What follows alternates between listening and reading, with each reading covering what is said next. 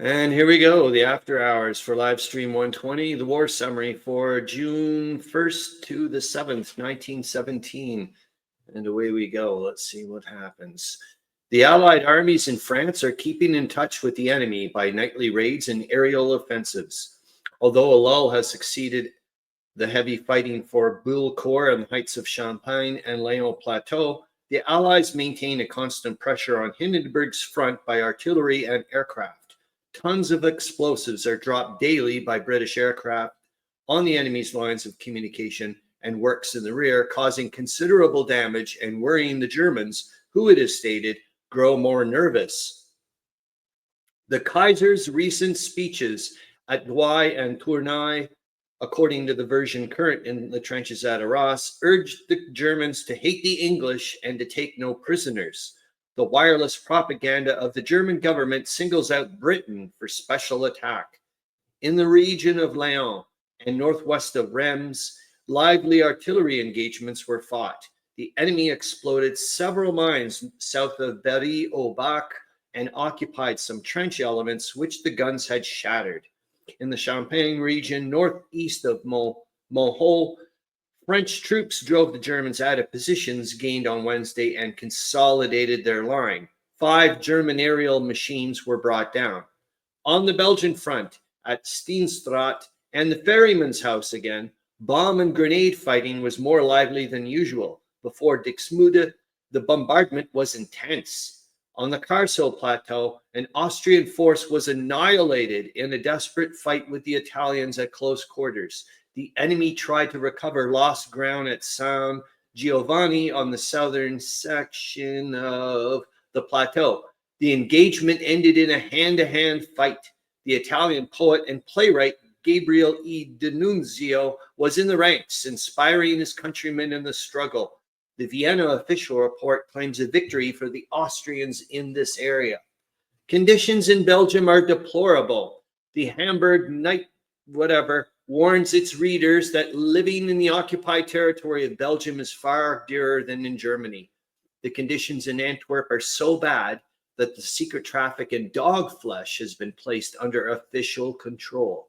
A large canine slaughterhouse is to be opened, where under civic authority, dogs will be slaughtered for human food.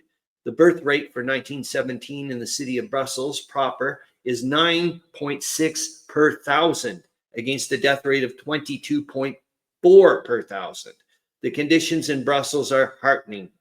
The sinking of relief ships bearing food to the starving Belgians was the crowning act of German inhumanity to the Belgian population.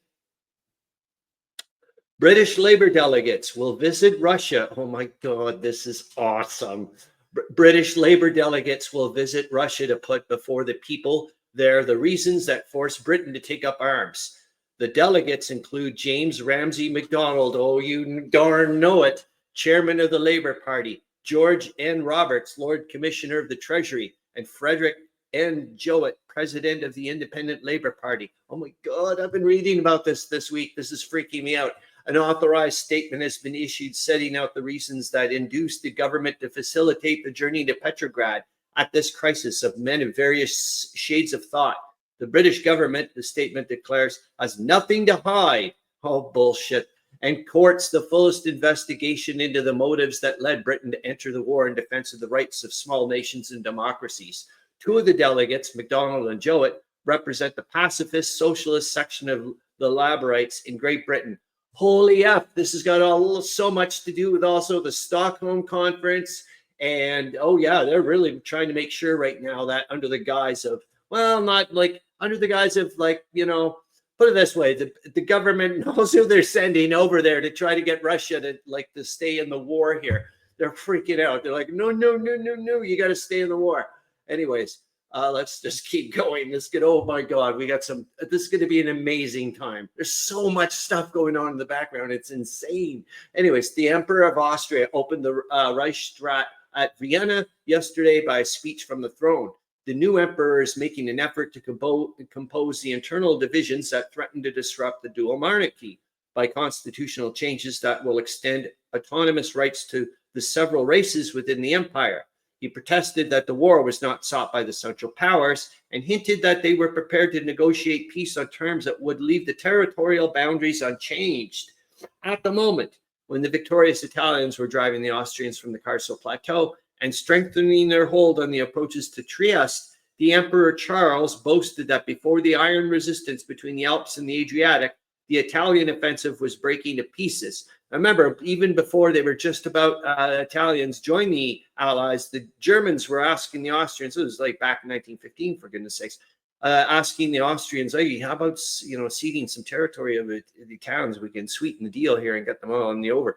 And I think the Austrians at first said, no. Then they started thinking about it and were like, yeah, okay, we'll go for it. But by then the Italians had already signed something in London or something. Anyways, German intrigues to secure separate peace with Russia are disclosed by Maxim Gorky, the Russian author. The proposals for an immediate armistice and the summoning of the Russian Constituent Assembly came from the Bulgarian minister of Berlin. He intended Gorky to meet him at Stockholm. Gorky characterizes the underhand overtures of the Bulgarian minister as base and stupid. Oh my gosh. And then there's something else. What the grim something affair is about that is happening right now too. Some Swiss dude is going to get in a whole heap of trouble because he's trying to do something off the side, but it was making it look like Switzerland was like trying to do anyways, like pro-German, Anyways, the Socialist Conference at Stockholm is denounced by the Paris temps as the route to a diplomatic Sudan. It points out that the German socialists are incapable of giving the slightest guarantee of peace so long as the army of the Kaiser is not conscious of defeat. Calls on the government to disavow the delegates from France. Oh yeah, and I think from what I've been reading so far, remember, fact check everything, they're shitting their pants right now, man. They're really worried about, like, also with the French mutinies going on. Like, I think a lot of people are going, geez, maybe there's a possibility here that they're gonna, like, we're gonna do some kind of negotiated peace. It's like, no. Brazil has joined the Allies to defend the American Republic. Remember, the Americans are just starting to get there. It's just the Marines and some logistic stuff. Anyways, to defend the, and they're still starving the man. They're not doing, it's not, things haven't kicked in yet. The convoy system hasn't even, like, it's started, they, check marked it, but it's hasn't, like, getting going into gear. To defend the American republics against the world. The Senate voted yesterday in favor of an alliance with other states now at war with Germany.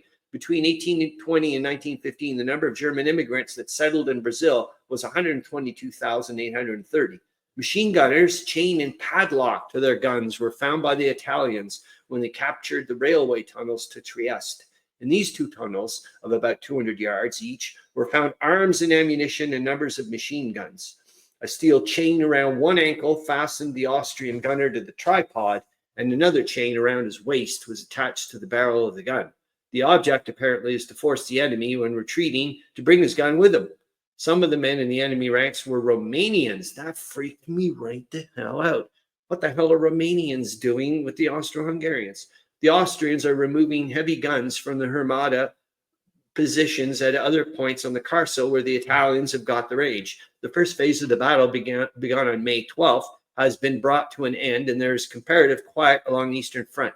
The Austrian defenses, which have been captured, are marvels of strength and ingenuity. So that is the 10th battle, correct, of the Osorno.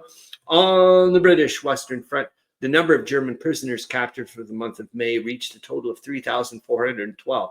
In the valley of the Scarpe on the Arras front and in the region of Ypres, the artillery bombardment increased in violence. On the Bapaume-Cambrai road at Boursois and south of Ypres, raiding encounters took place in which the British had the advantage. The bombing of enemy works by aircraft continues day and night. Besides the prisoners taken, the British added to the spoils in May 1 field gun, 80 machine guns, and 21 trench mortars. And we had a picture of that, I do believe, in one of the World War I images of the week. The British, or maybe last week though, the British captured 19,343 prisoners in all during the month of April, including 393 officers, 257 guns, 227 trench mortars, and 470 machine guns. That's a monster. In the Lyon region, north of Moulin de la Faux, northeast of Soissons, the Germans attacked and captured elements of advanced trenches, but later were driven from most of the ground occupied. Heavy artillery fire continues in this region. On the Verdun front on Hill 304, German attacks were defeated with heavy losses to the enemy. 2 German airplanes were brought down yesterday by special anti-aircraft guns. They fell inside the German lines. German prisoners captured by the French between April 15th and May 24th number 31,829, of whom 28,045 were unwounded. Holy smokes. Enlistments in Australia from the beginning of the war to the end of April numbered 362,000, or 14% of the male population. That is insane. A conscription campaign is at present, on foot. A strong argument being that the men who fought through the Gallipoli campaign and who are now in France should be relieved by those who have done no fighting. Praise for the Canadian troops who participated in the Battle of Arras is generally accorded by their commander, Sir Julian Byng, who I think just got promoted somewhere. So he's not going to be in charge of the Canadian troops. He contests to the report that the capture of Vimy Ridge was a comparatively easy task, which he says is disproved by the casualties on both sides. The 2 flank divisions, the 1st and the 4th, had heavy fighting. The crisis in Russia is by no means over. You have no effing clue, dude. Kronstadt, the fortress that defends the approach to Petrograd, is in the hands of the Workmen's and Soldiers' delegates. The local Workmen's and Soldiers' Council at Kronstadt refuses to recognize the provisional government at Petrograd and has removed all the government officials. Negotiations are on foot to try and persuade the Kronstadt Council to revoke its decision, which was carried by a vote of 210 to 40. As Germany is reported to be preparing for an advance on Petrograd, the situation is far from reassuring. France refuses socialists permission to go to Stockholm to the peace conference. The premier denied, and that's Rebo, the right of any single party to determine for all France the conditions on which peace should be made. Peace can come from victory alone, he declared. Foreign residents in France will not be allowed to escape responsibility to the military laws of their country. Food conditions in Germany must be bad when the German troops are forced to subsist on rations, which equal only 3/5 in weight and value to the rations issued to the British troops. The maximum ration is given to the reserve forces at the rear of the German lines. There are 2 meatless days a week in the German trenches. But remember, that doesn't mean that the British rations are any good. It just means the German ones are 3/5. You know what I mean? It means the British ones could still suck too. Resignation of Lord Devonport as food controllers announced in London. Ill health is given as the immediate reason. Probably stress, man. For some time, the food controller's task has not been lightened by the outcry from various quarters as to soaring prices. The engineers' strike, which has just been brought to an end, was due to dissatisfaction over food regulations that pressed heavily on the workers in some districts. It will be difficult to find a successor to Lord Devonport who can hope to succeed in pleasing all the interests involved. A submarine collision between a British and a German boat is reported by a German paper. It occurred in the English Channel on April 19th. After the collision, the British boat came to the surface with the German boat lying across its bow. The enemy vessel slid back into the water, and both submarines submerged and lost sight of each other. That's insane. 89 airplanes were destroyed in 2 weeks by the French, according to a Paris official dispatch. The French army sets a good example in publishing the names and records of the airmen who have helped to make this record. The supremacy of the air is most vital in a war in which guns play such a dominant part. The situation in Russia, which has shown signs of improvement, is further complicated by a labor demand for a 6-hour workday, which has resulted in the closing down of 120 of the largest factories in Petrograd, most of which are engaged on war orders. Progress has been made by the British in attacks on Sunday morning southward from the Souchez River was not maintained, according to the official report of General Haig issued last night. Veteran Canadian troops, reinforced by recent drafts from England, played a prominent part in the attacks and were successful in taking a number of strong positions. Dispatches from press correspondents, apparently sent Sunday morning after the first objectives had been gained, speak of them as being held and consolidated. General Haig's report, sent later in the day, says the enemy delivered a number of violent counterattacks, with considerable forces in the face of which our troops have been unable to maintain the progress made this morning. It is not clear whether he means that no further progress was made or that the ground taken had to be abandoned. The German report speaks of attacks near Luss at the Souchez River and northeast of Monchy on the Arras front, with fighting still continuing southwest of Lens. Apparently, General Haig's main attempt was directed towards clearing out the ground around Lens and taking that place. The fact that it was not immediately successful need furnish no ground for pessimism. Really.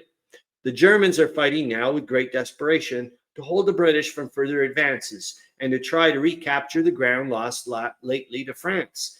If they can be compelled to keep fighting on the West Front, the Allies will be satisfied and the Russian front will be less liable to attack. Interesting. Desperate attacks by the Germans against the Vaucluse and Californie Plateau were, because right now, as far as I know, they're shitting their pants, hoping that the Russians do stay in so that way they can ease the pressure off the Western Front, for Christ's sakes. Beaten back by the French, the enemy leaving many dead and losing some prisoners. Here the aim of the enemy was to reconquer the ground, without which it is impossible for him to withstand the steady advance of the French forces, which recently won brilliant victories along the Aisne River. The claim of the Germans to have captured 1,000 yards of trenches in the Soissons area is not mentioned by the French. The Germans say that they captured here a number of Portuguese soldiers, which we know that are there. This is the first official mention of Portuguese taking part in the battles on the West Front, although their arrival there was recorded some time ago. Darn right, we saw pictures of them. Over 52,000 prisoners, of whom more than 1,000 were officers, 446 heavy and field cannon, 1,000 machine guns, and a considerable number of trench mortars were taken by the British and French armies on the Western Front from April 1st to Saturday, according to a French official statement. Hold on, let me drink something.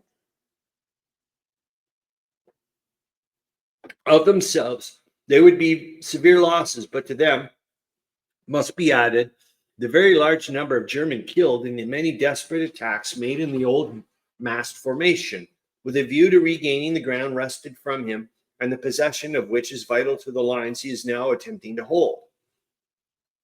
His success has been particularly nil. Here and there he has gained a little ground, but none of the important hard-won vantage points have been lost by the Allies. Admitting the German claim of 12,378 prisoners taken in May, and supposing a similar or slightly large number was taken by the foe in April, the war of attrition, of which so much was heard at one time, is still decidedly in favor of the Allies. It must be borne in mind that Germany is the mainstay of the enemy defense. Were she beaten, the armies of her allies would collapse. If any of the latter give way first, it is Germany who must make good their defection, and she has nothing to draw from in men, materials, and money to be named in the same breath with the new Entente ally, the United States. In connection with this phase of the operation, it is interesting to note that Stuart Lyon, the Canadian press correspondent with the Canadians in France, declares that after the heavy fighting of the past 2 months, more than 30 divisions were withdrawn from the German trenches facing the British. This wastage, he says, was greater than had been hoped for when the campaign opened. Mr. Lyon emphasizes a point that has been mentioned several times in recent dispatches, namely that German divisions, once a little over 20,000 strong, are now reduced in numbers.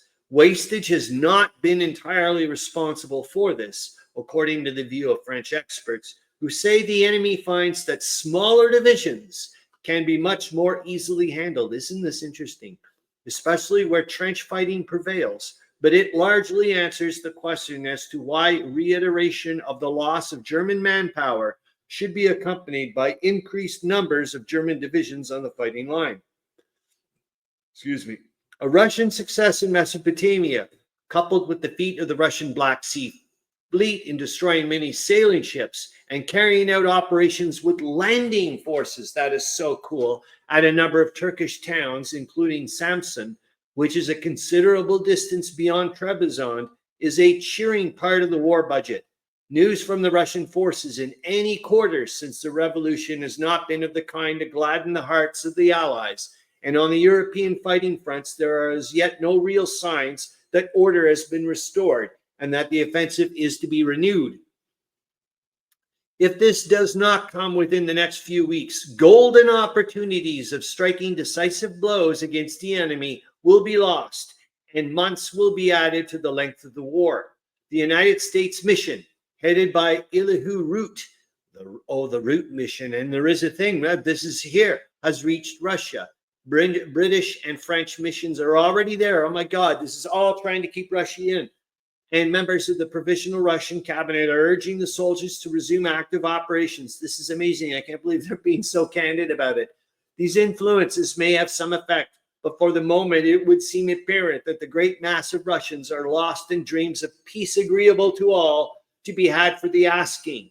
In the meantime, there is a gleam of comfort in the statement from the enemy side that Romanian thrusts have been repulsed, and from Petrograd that the enemy's artillery intensively bombarded various points. The Romanian army has been reorganized and re-equipped and is not disposed to remain idle.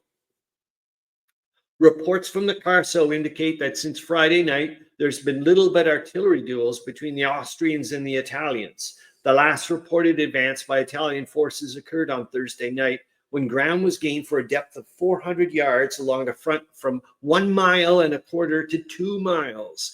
No mean achievement in view of the terrible nature of the ground over which the advance had to be made. On the Italian front, there was desperate fighting on the Carso, from a point below Gorizia to the sea. The power of the Austrian artillery is illustrated in the Italian admission that their lines on the slopes of San Marco were completely destroyed, after which the Austrians penetrated them. The enemy's stay was of short duration, however, as the Italians quickly drove them out and again consolidated the positions. No details of the fighting outside those contained in the official bulletins are given, but the Austrians seem to have staked a good deal on the attempt to offset the progress made by the Italians towards Trieste. No fighting of outstanding importance is recorded in the dispatches from the Western Front published today. On the British front, outside of actions which is in this war are counted small, the activity was confined to artillery, some emphasis being placed upon its intensity in the Ypres sector and in the neighborhood of Vimy. On the French front, it would appear that the Germans are preparing for another attempt to drive the French away from the heights on the Aisne, won in recent fighting. On their own showing, however, while they claim to have captured some posts and a number of prisoners, the Germans made little or no impression.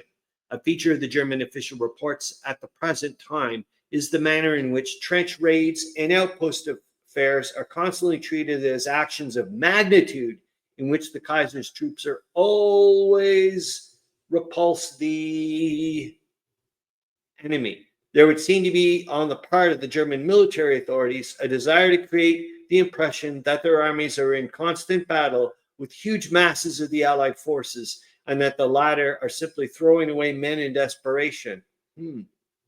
While the Canadians were not able to hold the positions captured Saturday night and Sunday morning southwest of Lens, they were not driven back beyond original positions held. From one of the most important of the points carried on Sunday, the electrical station, the dispatches informed us that Alberta men reported to their former outposts in a group of ruined miners' houses 70 yards to the west. Hold on. The battle for Lens is not over, nor is the British offensive at an end, notwithstanding the boastings of the Kaiser and his generals. There are many hard blows yet to be struck and received. Many Allied attacks may fail, but the German forces cannot hold back the men of Ypres, the Somme and the Arras battles. The recapture of a post taken from the British near Cherisy below Arras the day after the Germans overwhelmed it is recorded in the official dispatches published today. It is not safe to prophesy in this war, but the opinion may be expressed that the British raiding and airplane expeditions on a very wide area will soon be followed by another attack on a ground scale as distinguished from the minor, though severe operations of Saturday and Sunday. It is likely that the French forces will move at the same time. The series of strong attacks being made by the Germans against the French just now, and the desperate counterblows against the British, are indicative of determination on Hindenburg's part to win back lost ground if he can, and in any event to try to hold on to his present lines. Another big retreat, such as that he carried out when mists helped to conceal his movements and boggy ground retarded pursuit, may be on the cards, as some dispatches indicate, but the chances that it would be turned into disaster are increasing with the lengthening days. Kerensky, Russia's Minister of War, is quoted as having made a most optimistic speech at Kiev, I think, following a tour of the battlefront. I can affirm, he said, that notwithstanding the destruction of the old discipline, the power of the Russian army is increasing daily, based as it is on a new and intelligent discipline. I can affirm, once for all, that fraternization with the enemy is completely ceased. This statement comes simultaneously with the announcement that at several points on the Russian front, troops have pierced the enemy's wire entanglements and raided his trenches. A year ago, this would have been a certain forerunner of a Russian attack. Today, one can only hope that it is so.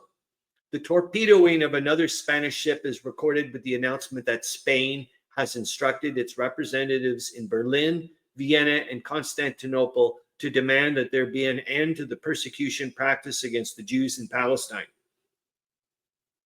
King Alfonso and his government, while not desirous of war, are not afraid to take a stand in the cause of humanity. Increasing efficiency in dealing with submarines will again be shown in the weekly report to be issued today, according to a London forecast, which may be taken as official. This is perhaps the most important news of the day that was crowded with stories of lively fighting in the air, on the land, and at sea. The last week, it is said, has been the most favorable in many respects since unrestricted submarine warfare was recorded. And on one day, Friday, for the first time in many months, not a single loss from this cause was reported among British merchantmen. Excuse me. The report for the week is most gratifying, following, as it does, upon the announcement made a few days ago by Kennedy Jones, Director of Food Economy, that Britain's losses in cereal ships has been only 6% against an estimated loss of 23% of this kind of shipping. The French officially report only 10 ships sunk during May out of 28 attacked by the submarines, the other 18 making good their escape. German authorities and commentators will have a considerable amount of explaining to do in the face of the Allies showing. Having formally fixed June 1st as the time by which their U-boats were to bring Britain to her knees, the decrease in victims will give them some food for thought. Oh, pardon the pun. Even if it does not satisfy their physical hunger.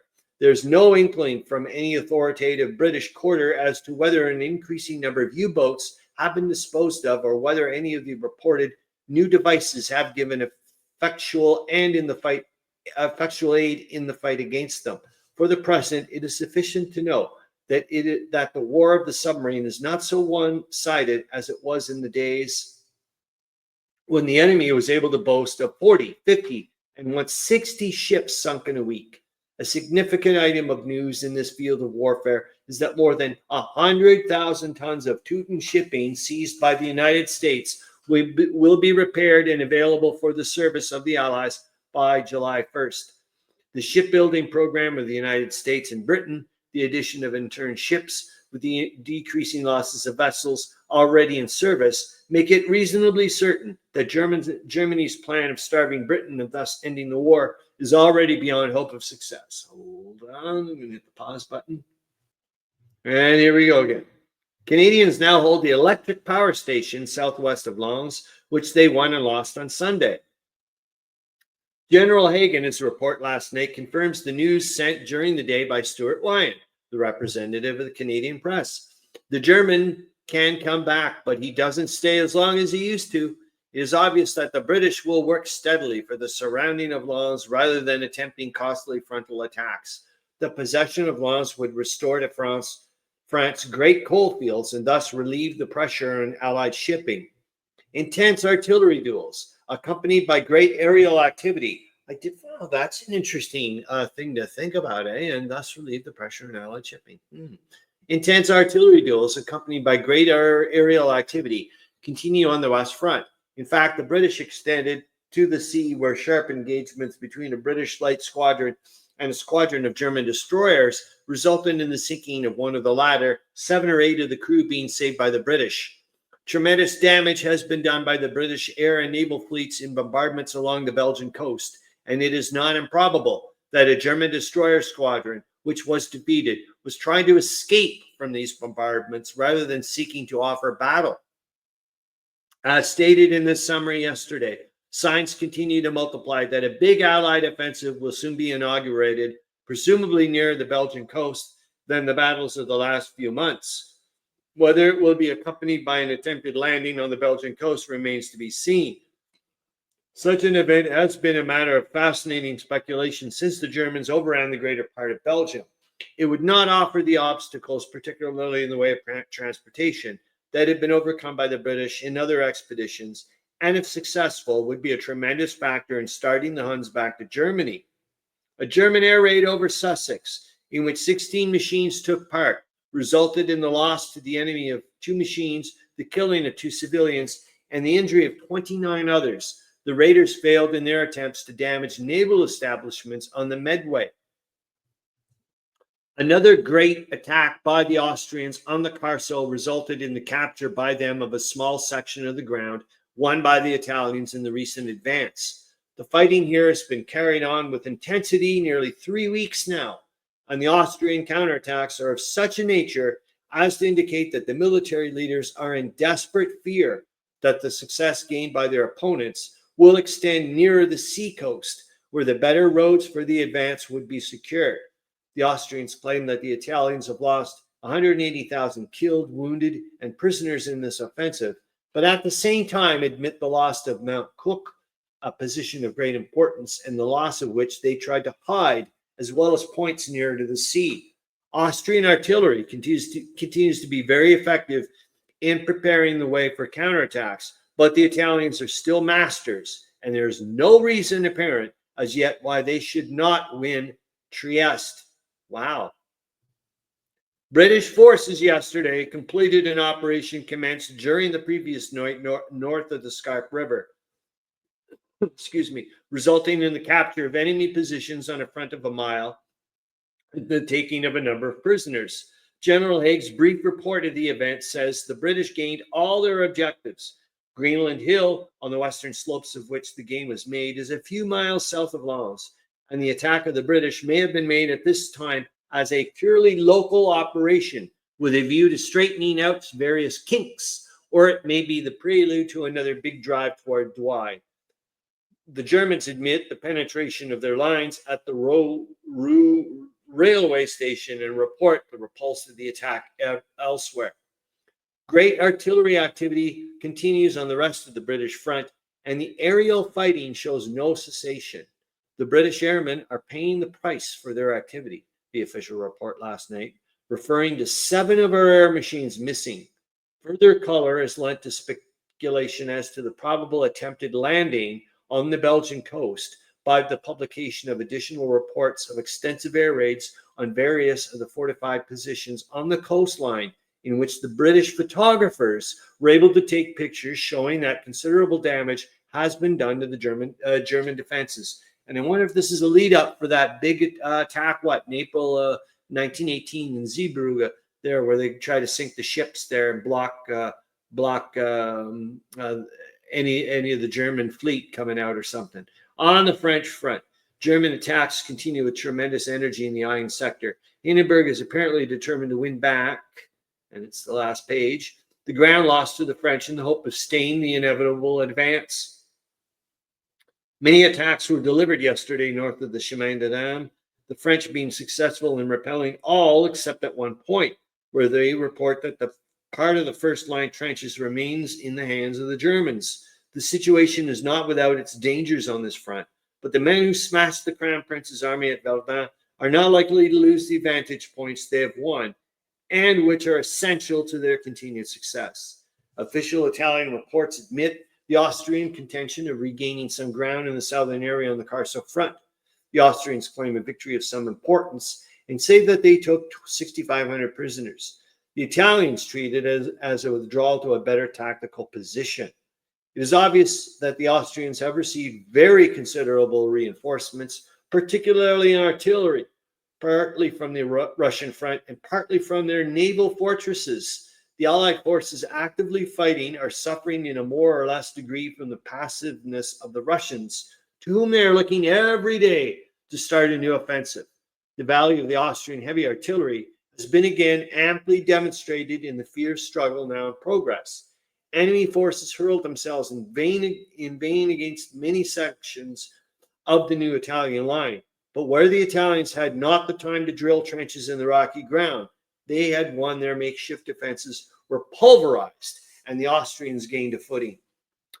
We're getting close. Of the 16 or 18 airplanes making the raid on Britain Tuesday afternoon, some 8 were accounted for by British flyers at various points over Britain and off of Ostend. That's not very good. The report on weekly shipping losses for Britain, published elsewhere, is satisfactory insofar as losses can be counted as satisfactory. At any rate, it shows a decrease in the number of vessels of over 1,600 tons that were lost and gives hope of a continuous diminution in such losses. All right. Hope that went well, and I hope you have a good remainder of your weekend and a good week, and I hope to see you at LiveStream 121. All right. See you later.